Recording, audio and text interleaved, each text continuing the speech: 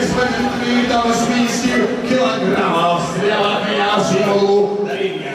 Боец, представляющий спортивный клуб «Акбарс», Кыргызстан. Тренер Жолдыбай Мама Шарипов.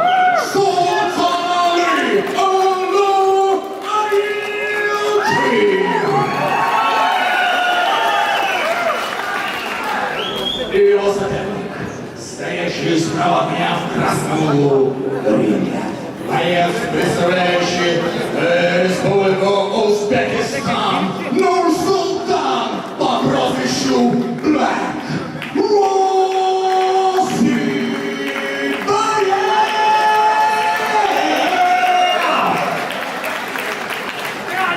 Иван Савтоне.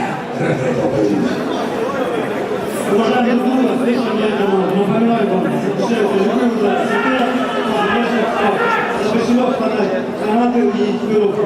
Колени и локти работают в голову только стоит. Пожали руки по углам.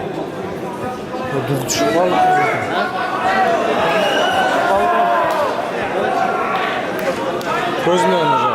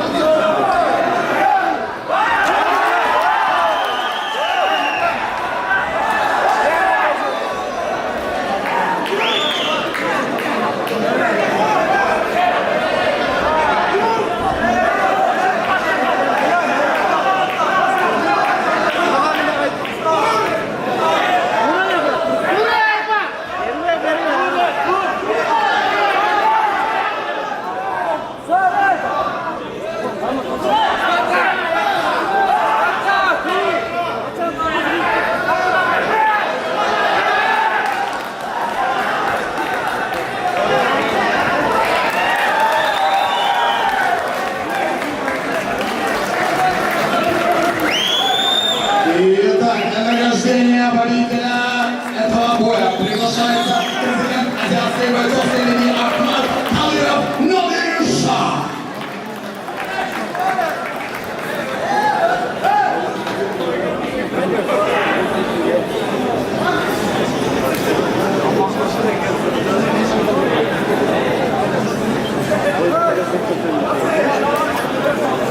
Итак, в этом поединке на первой минуте 10 секунде первого раунда блестящим блуждающим приемом гильотина досрочный победу одержал боец, представляющий республику Узбекистан, Нур-Султан Black Rossi Boys.